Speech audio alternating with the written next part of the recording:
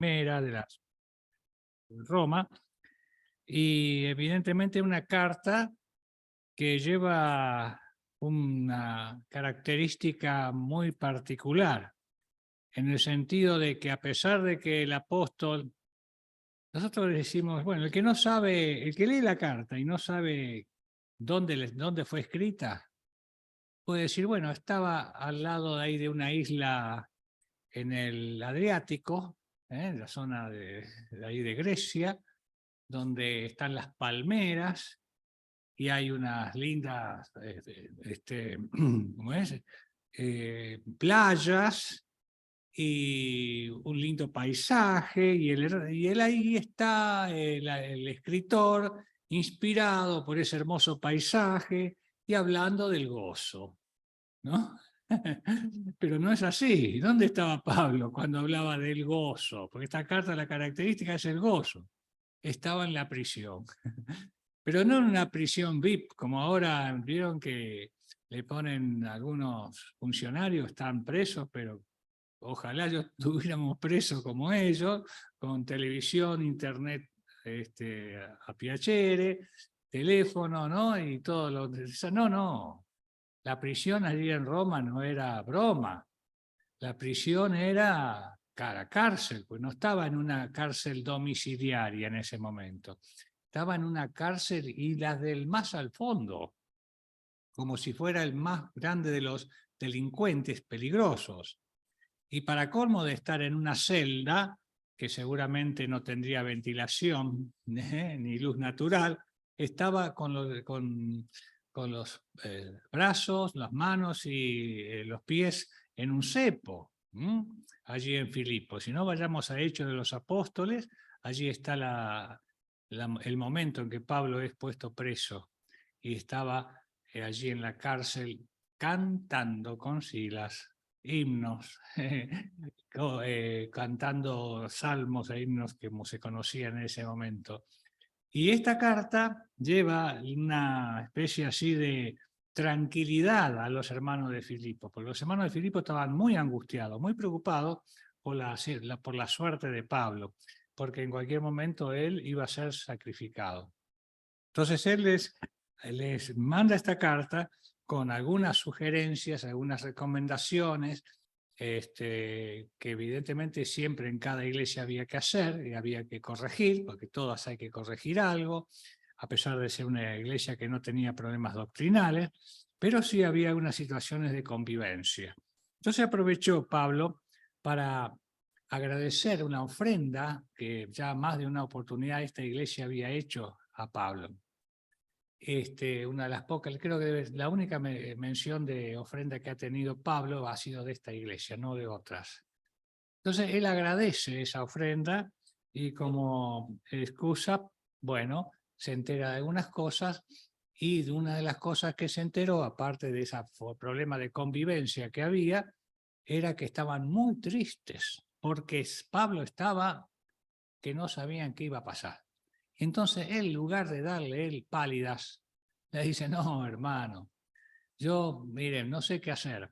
No sé qué hacer, si quedarme por bien de ustedes, para estar con ustedes, o irme con el Señor, que es muchísimo mejor. O sea que fíjense qué actitud positiva, como se dice hoy en día, siempre positiva.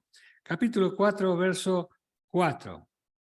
Dice, fíjense, regocijaos en el Señor siempre. Otra vez digo, regocijaos. Vuestra gentileza, o sea, vuestra amabilidad, sea conocida de todos los hombres. El Señor está cerca. Por nada estéis afanosos, sino sean conocidas vuestras peticiones delante de Dios en toda oración y ruego, con acciones de gracias. Y la paz de Dios, que sobrepasa todo entendimiento, guardará vuestros corazones y vuestros pensamientos en Cristo Jesús. Por lo demás, hermanos, todo lo que es verdadero, todo lo honesto, todo lo justo, todo lo puro, todo lo amable, todo lo que es de buen nombre, si hay virtud alguna, si algo digno de alabanza, en esto pensad. Qué hermoso. Bueno, yo tengo encuadrado, no subrayado, encuadrado este versículo, porque notemos que hasta dónde llega la exhortación de Pablo de que nuestros pensamientos sean siempre, como dicen hoy en día, positivos, en el sentido de que aquí hay una actitud de gozo. Yo les sugiero que si pueden leer la carta, que no es muy larga, son 4 capítulos nada más, ustedes comiencen a subrayar o marcar, si es que pueden hacerlo en la vida o quieren, con un lápiz muy suave, las veces que Pablo escribe la palabra gozo, regocijo, gozaos, regocijaos.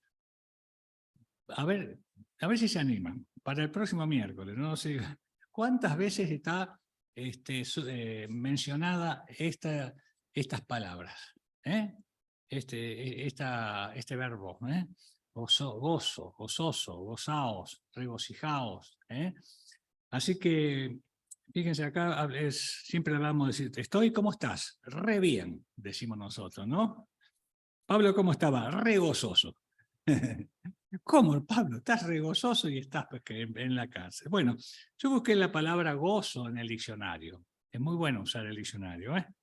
Satisfecho, alegría permanente, jubiloso, satisfacción plena, regocijo. Así que fíjense en ustedes los sinónimos que dice el castellano en esta palabra tan maravillosa que Pablo reitera una y otra vez. O sea, que es la alegría permanente que tanto el creyente como la iglesia en general deben exteriorizar. Acá nos dice, bueno, estén gozosos si las circunstancias no son malas. Estén gozosos si las cosas le van bien.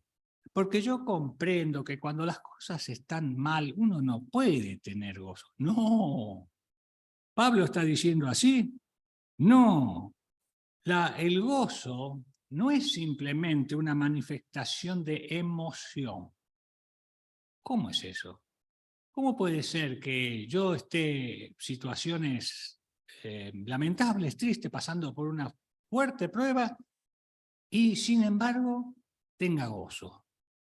Porque va más allá de lo que es la parte exterior.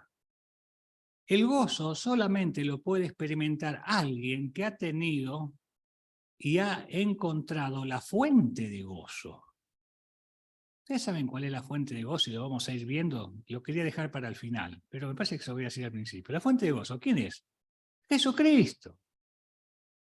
Jesucristo. Entonces, quien ha encontrado a Jesucristo tiene la fuente de gozo. Entonces, no tiene ningún motivo el creyente en Cristo, el salvado por la obra del Señor, tener angustia porque ya encontró la fuente de gozo. Ahora, por ejemplo, vamos a lo que era en el Antiguo Testamento el gozo. ¿Dónde se manifestaba el gozo y la alegría plena en el pueblo de Israel? ¿Cuándo? En las fiestas de Jehová. Había 7 fiestas en las que había que recordar ciertas situaciones que el Señor manifestó que había que recordarle a él. Bueno, algunas duraban una semana, ese tiempo era un tiempo de gozo tremendo. Y ese tiempo de gozo era aún mayor cuando se manifestaba en el templo. Para los judíos el templo era el lugar central donde el Señor estaba allí, hablaba y se manifestaba. Entonces el centro de su gozo era el templo. ¡Qué gozo! Hasta el día de hoy, el pueblo de Israel busca y espera la construcción de ese templo. ¿Para qué? Para ir a gozarse. El hecho de ir a Israel para ellos es un gozo enorme. Así que en el Antiguo Testamento tiene esa connotación. Ahora, cuando vamos al Nuevo Testamento, nosotros notamos que el gozo se proclama. Ustedes vayan atrás de las concordancias y vean las veces que se manifiesta el gozo en el Nuevo Testamento y en toda la Biblia. Por ejemplo, se manifiesta cuando uno encuentra a Cristo y encuentra el Evangelio. Nos dice, por ejemplo, en el Nuevo Testamento, que en ocasión como por ejemplo el nacimiento del Salvador. Dice, os doy nuevas de gran gozo, le dice el ángel a los pastores. Os doy nuevas de gran gozo, os ha nacido hoy el Salvador, que es Cristo el Señor. O sea, el gozo está centralizado en la persona del Salvador. También el Señor, por ejemplo, se gozó cuando entró a Jerusalén, tuvo gran gozo. También, por ejemplo, los discípulos, las mujeres cuando fueron al sepulcro y vieron que el Señor había resucitado y lo vieron resucitado, dice que tuvieron un gozo que no lo podían creer. Era indescriptible el gozo que tenía. O sea que el gozo nuestro está en la persona del Señor Jesucristo. Y otras cosas que también el creyente se goza es cuando descubre la voluntad de Dios. Entonces, cuando descubre la voluntad y descubre los caminos de Dios. Por eso qué hermoso es leer la palabra de Dios. Porque es donde tenemos y encontramos los caminos de Dios y la voluntad de Dios. Por ejemplo, también el gozo lo experimentaron los discípulos del Señor. El Señor, ¿se acuerdan que en una oportunidad mandó a 70, de 2 en 2, mandó a 70 de sus discípulos a anunciar el reino de Dios a todo Israel? Dice que volvieron con tanto gozo. La proclamación del Evangelio trae gozo. Entonces le decían, Señor, Señor, tú sabes que aún los demonios se nos apegaban, o sea, se huían cuando nosotros te mencionábamos. ¿Qué gozo tenían? Entonces el Señor le dice después, miren, más que esto, más que gozarse porque los demonios son echados, gócense porque vuestros nombres están escritos en el cielo. Basta, ya para mí ese es suficiente, ese gozo.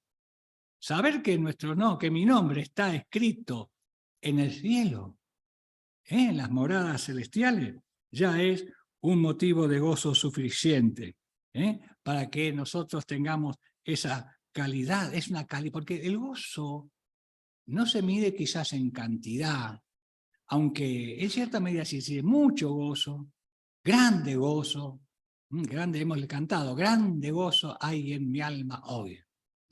Grande gozo, no es un gozo pequeño, es muy grande gozo, pero en cierta medida, no en cantidad, sino en calidad. Lo que marca es la calidad de ese gozo. Es un gozo que es permanente. Permanente, lo hemos cantado, el gozo permanente que el Calvario nos legó. ¿Cómo puede ser? Una muerte, la que el Señor Jesucristo produce en nosotros gozo. ¿Por qué? Porque allí fue cargado nuestros pecados y ya no hay más condenación para los que están en Cristo Jesús. O sea, también en Filipenses 4:4. A ver, lean Filipenses 4:4. Fíjense, alguien que lo lea en voz alta. A ver. Fíjense, a ver qué dice.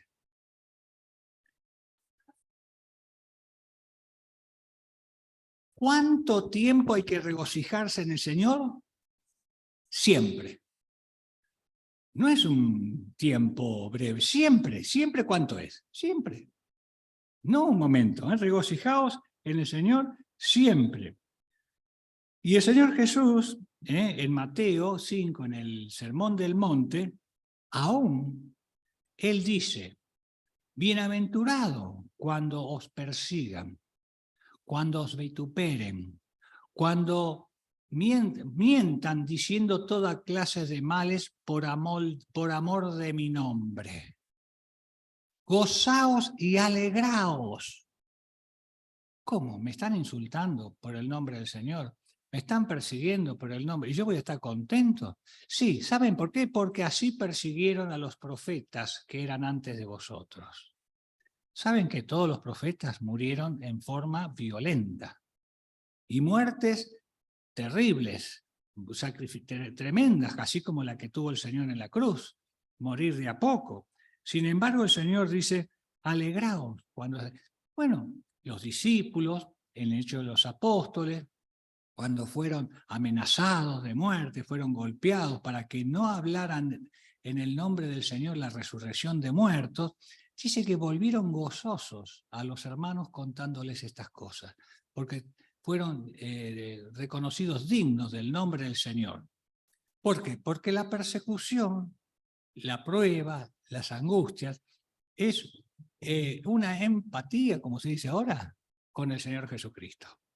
Nos estamos identificando con el Señor Jesucristo. Y además dice algo el Señor. Cuando nos persiguen, nos va mal y nos gozamos, dice, gozaos. ¿Saben por qué? Porque vuestro galardón es grande en los cielos.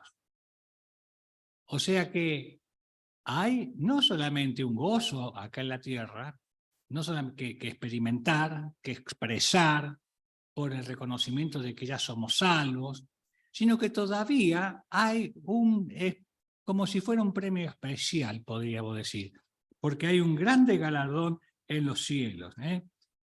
Y otra cosa también, el gozo es permanente y siempre. ¿Por qué? Porque el Salvador es inmutable. El Salvador permanece para siempre. Hebreos 13:8 dice que Cristo es el mismo hoy y ayer y por los siglos. Entonces, si es el mismo, no pasa. Su muerte en la cruz no significó su aniquilamiento, sino un cambio de estado, porque después Él resucitó y ahora está en los cielos. De manera entonces de que ese gozo tiene que ser pleno porque nuestro Salvador vive y está guardando un lugar para cada uno de nosotros. Además, otra cosa, Él dijo en oración, en Juan 17, pero ahora voy a ti y hablo estas cosas en el mundo para que tengan mi gozo cumplido en sí mismos. El Señor les anticipó todo lo que iba a pasar, pero les anticipó también la victoria, les anticipó también el regreso, les anticipó también el lugar donde iba a estar con Él. Por eso le dice, para que mi gozo esté cumplido en ustedes. Además, otra cosa, el gozo es una de las virtudes del Espíritu Santo. Amor, gozo, paz, paciencia, bondad, benignidad, templanza, de las cuales dice no hay ley, porque esto es increíble de entender. Así que el gozo es una manifestación del Espíritu Santo. ¿Y quién tiene el Espíritu Santo? Aquellos que hemos creído en el Señor. Así que tenemos que alegrarnos. Eso nos ayuda a vivir una vida victoriosa, nos ayuda a vivir de una manera que podemos adorar y alabar al Señor en forma plena, porque sin gozo, muchas veces estamos así sirviendo con malamente. El Señor dice gozaos. Y el gozo también está emparentado con la alegría plena. Por eso el siervo de Dios debe gozarse para servir como corresponde. Así que, hermanos míos, la característica del creyente es el gozo. ¿Recuerdan ustedes cuando en Hechos de los Apóstoles, capítulo 2, dice que los discípulos participaban en las oraciones, en el partimiento, en la enseñanza de la palabra de Dios, en las oraciones, en la comunión unos con otros, y el gozo era, 2:46 es el versículo, era pleno, y se gozaban en todas estas cosas. Así que es una característica plena de los creyentes. ¿Cómo se obtiene? Bueno, se obtiene eliminando el afán. Allí en 4:6 de Filipenses dice, no os afanéis. O sea que hay un enemigo del gozo. Son los afanes de esta vida. Son las preocupaciones de esta vida. Son cuando miramos hacia abajo. Por eso es la fe lo que produce el gozo. La fe es mirar hacia arriba. De manera entonces, el Señor dijo en Mateo 28:20, yo estoy con vosotros, ¿cuánto tiempo? Todos los días hasta el fin hasta el fin, o sea, hasta el fin de los tiempos, hasta el fin, hasta después de esta vida, estoy con vosotros. La presencia del Señor entonces con nosotros es el motivo de nuestro gozo. Así que, hermanos, estamos afligidos, hay aflicciones, hay pruebas, pero gozaos, porque el Señor sabe, conoce todas esas cosas. Y aceptando esta situación nuestra como hombres y mujeres que somos falibles y propensos a bajar la mirada, el Señor nos anima otra vez a levantar la mirada y poner las cosas en las cosas de arriba donde está Cristo sentado. Esteban.